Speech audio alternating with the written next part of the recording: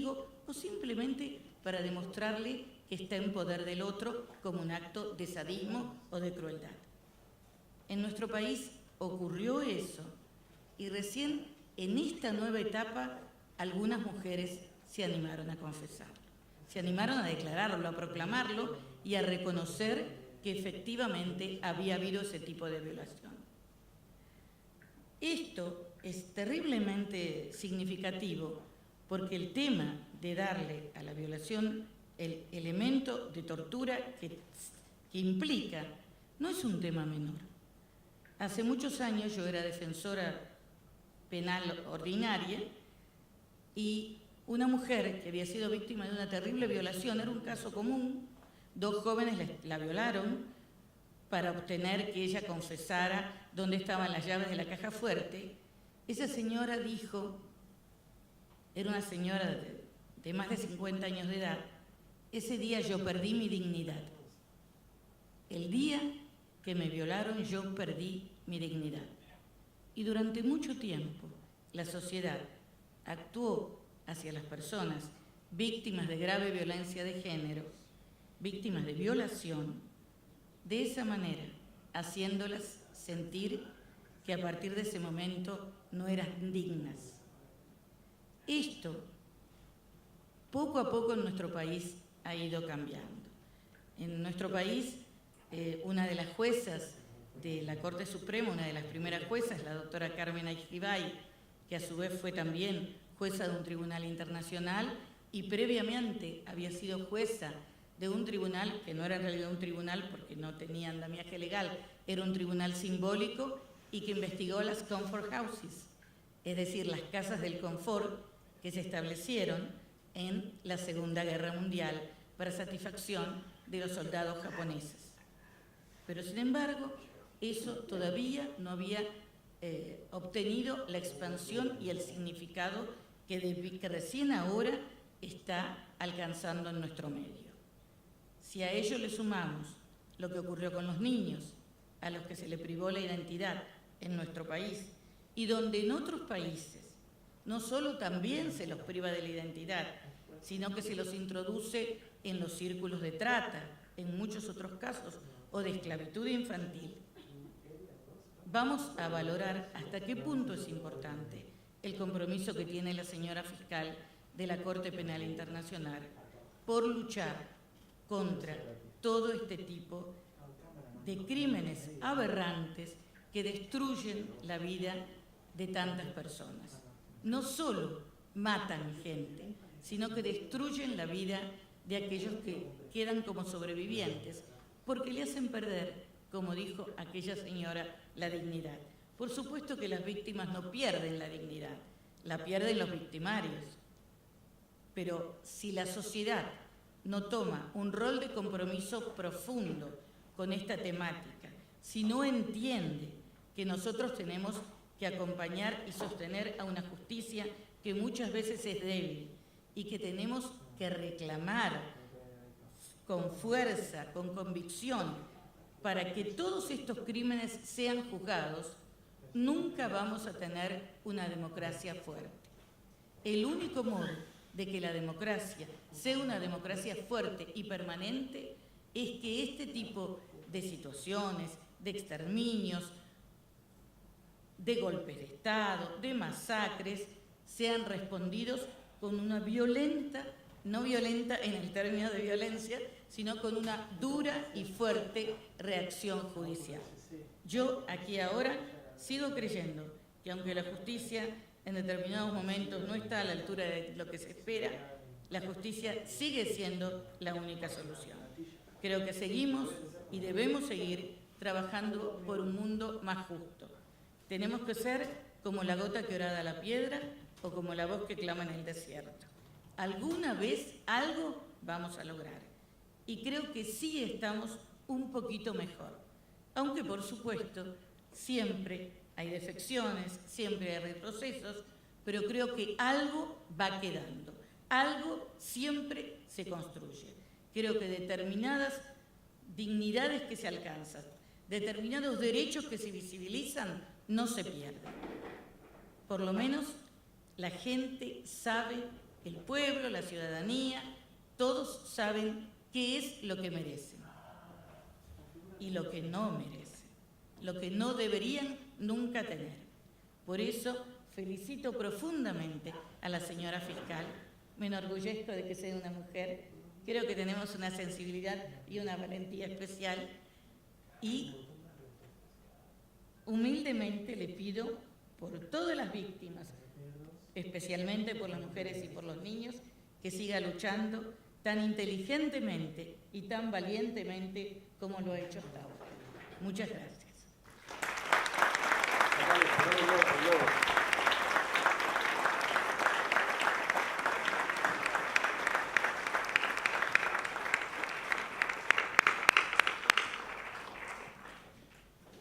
Escucharemos ahora las palabras del señor director del Instituto de Justicia y Derechos Humanos, Eduardo Luis Duhalde, de la Universidad Nacional de Lanús. Doctor Gustavo Palmieri.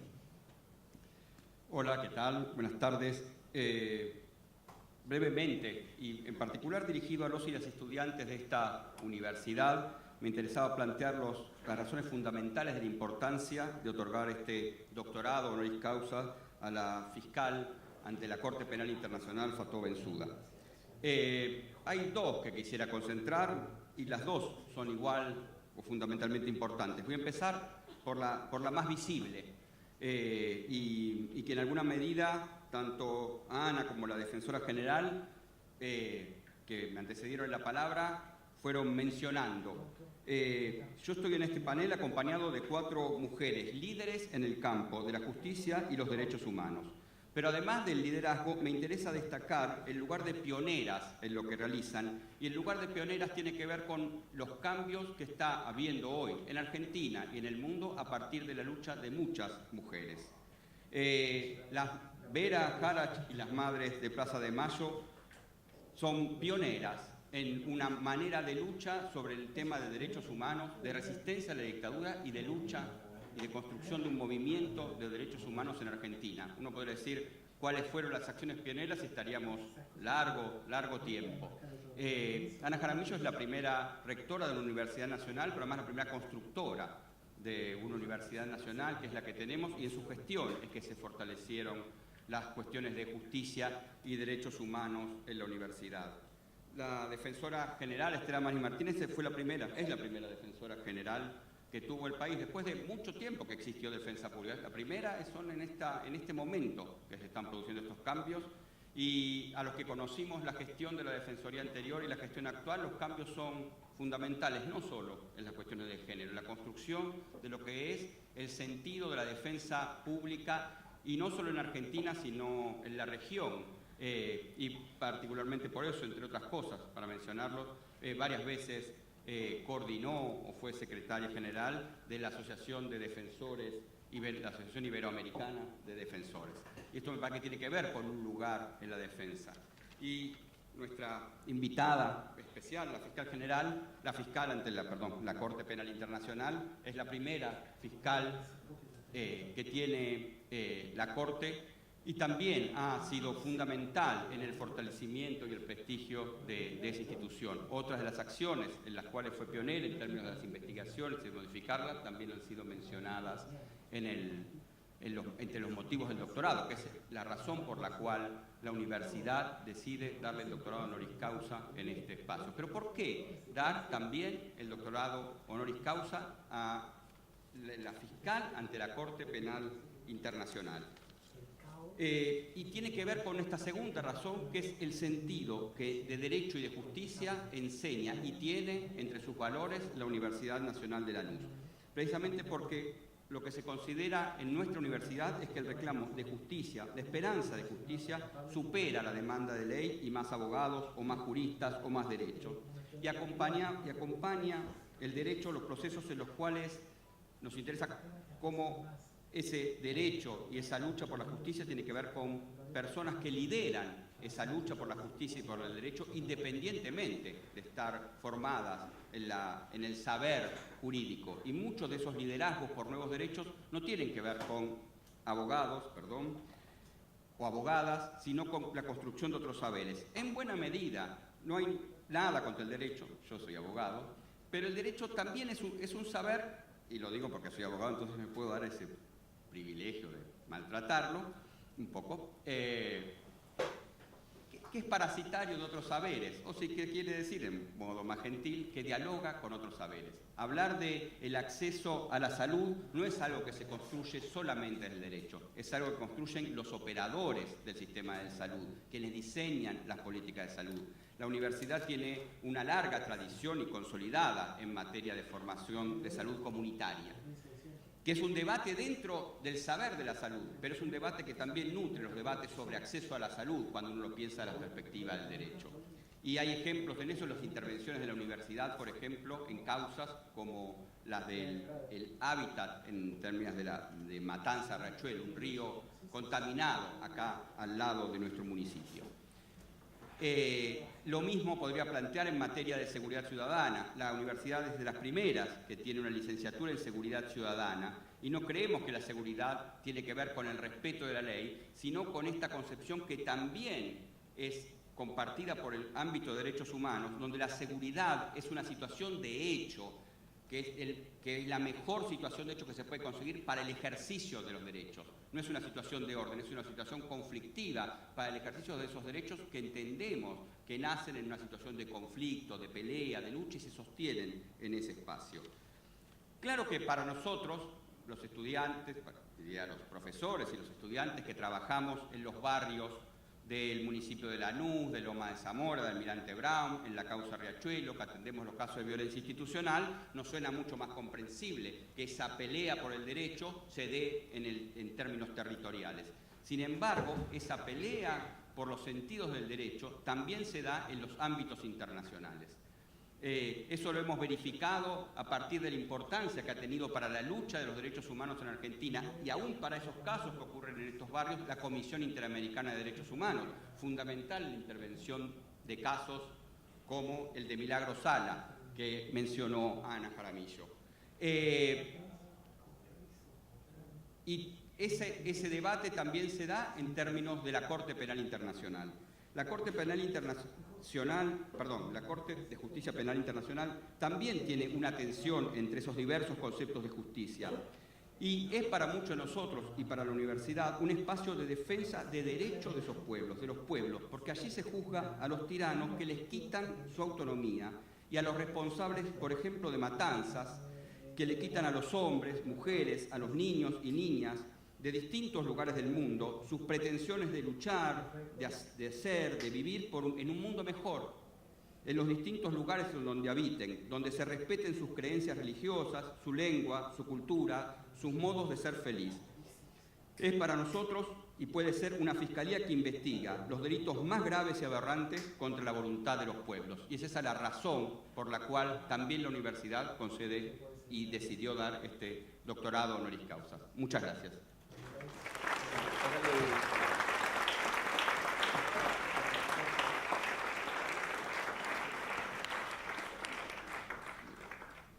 Por último, escucharemos las palabras de la señora Vera Harach, madre de Plaza de Mayo, línea fundadora. Y le agradezco muchísimo a la Universidad de Lanús el honor que me está dando de presenciar esta ceremonia y de poder estar al lado de esta mujer que nos representa muy bien a las mujeres, defendiendo los derechos de las mujeres y los derechos de todos los seres humanos. He escuchado mis predecesores y voy a hablar un poco de identidad. Mañana estarás en la ESMA, en la Escuela de Mecánica de la Armada, donde hubo casi 5.000 prisioneros clandestinos. Para mí esta es una emoción particular que vayas a este lugar. Porque ahí estuvo mi hija, mi única hija de 18 años, Franca, que tuvo como destino, era una chica, una estudiante del colegio secundario, que iba a hacer como carrera Ciencias de la Educación, porque como muchos de su generación pensaba que la educación es fundamental para lograr un mundo de justicia y de igual oportunidades para todos. Franca estuvo en este lugar y fue detenida, escondida, torturada y asesinada con un vuelo de la muerte. No hay tumba. Y entonces paso a decirte mi identidad y vas a comprender por qué yo miro hacia atrás, trato de transmitir memoria, pero sobre todo miro hacia adelante, hacia la prevención, ojalá, de estos nuevos crímenes contra la humanidad. Guerra, genocidios, persecuciones, racismos. Bueno, yo soy una italiana judía. En el año 1938, las leyes raciales del fascismo de Mussolini. Por suerte, nos salvamos viniendo a la Argentina, gracias a mi madre, una mujer que logró convencer a mi padre, que era abogado, que decía, no, acá no va a pasar nada, pero lo convenció, por suerte. No logró convencer a su padre, mi abuelo, y terminó mi abuelo en Auschwitz. Tampoco hay tumba, ¿verdad? Fueron los gases. Entonces, a través de una historia, de una persona que hoy tiene 90 años, hay muchas cosas, pasan tantas cosas, pero estas son fundamentales para demostrar que las historias, las tragedias se pueden repetir y de hecho se repiten. Pero la gran diferencia a través del tiempo es que tenemos hoy en día muchísimas ventajas en cuanto a la información, la docencia y la información. Esta universidad que te ha dado este título y que es la mejor, en mi opinión, con derecho a dártelo, porque es una universidad abierta a los derechos humanos y con una proyección regional y universal. Entonces, ¿por qué? ¿Por qué mirar hacia atrás y por qué mirar hacia adelante? Primero, como decimos todos los organismos de derechos humanos, pero en especial las madres, nosotros necesitamos saber la verdad de todo lo que ha ocurrido. Lo segundo es la justicia de los tribunales. La Argentina fue un buen ejemplo, pero después de mucho tiempo. Antes tuvimos, en el caso de Italia y de algunos otros países, tuvimos juicios, procesos para casos, algunos casos, cuando no se podían hacer en la Argentina. Finalmente pude ser testigo y creyente en un juicio argentino y obtuve justicia. O sea, hubo una condena. Hay muchas condenas, nosotros necesitamos que esas condenas se cumplan en cárceles comunes. No aceptamos consejos, inducciones a perdonar o reconciliarnos. No podemos perdonar quien jamás nos ha pedido perdón. Y necesitamos la justicia y la memoria. Pero yo tengo una cuarta consigna, y a mí me conocen en estos ambientes de derechos humanos por esta consigna que quiero introducirla y lo logro a veces, y es nunca más el silencio. Silencio hubo, desgraciadamente, mirar del otro lado, la indiferencia a través de toda la historia, cuando bien se conocen primero los síntomas, después los prolegómenos y después concretamente las persecuciones, los genocidios, las guerras. Nunca más el silencio.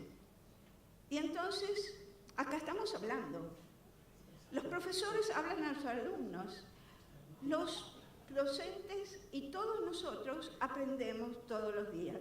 Yo a los 90, desde luego que todos los días también. Y entonces nos necesitamos recíprocamente. Y esta posibilidad, junto a la posibilidad que tenemos con grandes archivos, con tantos testimonios, con tantas sentencias, con tanta información que la tenemos a mano, sabemos y podemos reconocer los síntomas de la repetición de estas tragedias. Y ahí entonces, nunca más el silencio y hacer algo. Ese hacer algo es ser solidarios, buscar buenas estrategias, siempre pacíficas, no violentas, estrategias que nos conduzcan a estos objetivos que fueron los objetivos de la generación de mi hija, que era ese mundo mejor. Entonces, eso es lo que nos proponemos y lo que promovemos a los jóvenes estudiantes. Mañana, cuando tú visites la ESMA, es un infierno lo que vas a ver. Pero yo voy a estar en otro lugar, en el mismo espacio, pero en otro edificio, que es un edificio cultural. Y ahí voy a estar con centenares de jóvenes, justamente mañana a la misma hora, porque mi actuación es sobre todo hacia los jóvenes, hasta los niños de la escuela primaria, que son los que hacen las mejores preguntas también.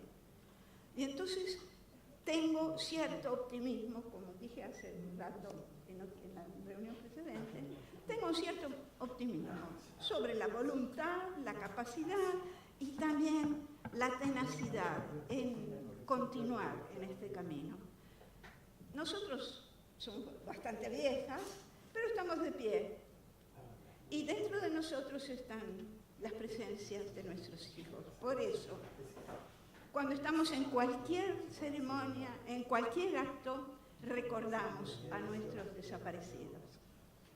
Y decimos, y les pido a todos ustedes que nos ayuden también, decimos 30.000 compañeros desaparecidos presentes ahora y siempre.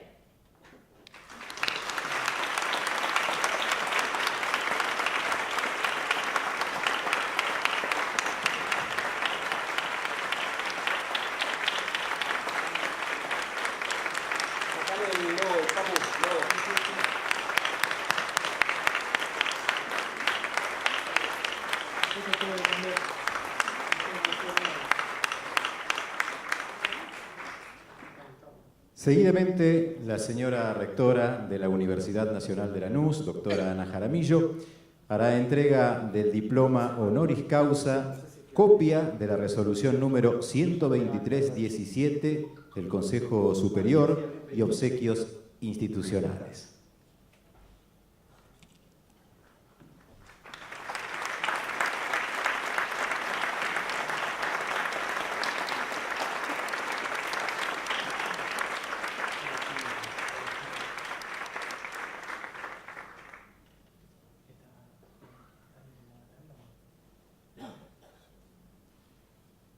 Y entrega además como presente la escultura América, Memoria de Correntadas, realizada por la artista plástica Marina Dogliotti.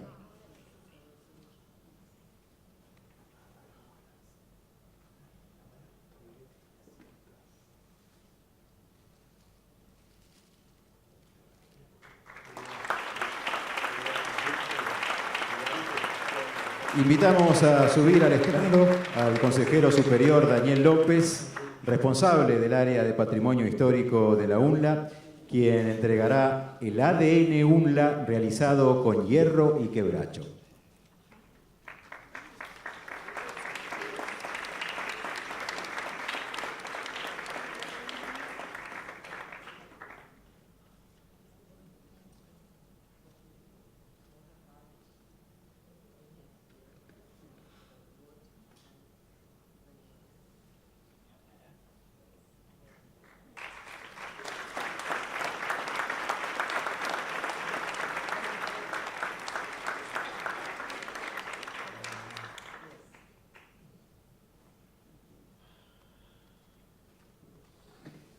Finalmente, escucharemos la palabra de la señora fiscal de la Corte Penal Internacional, Fatou Bensouda.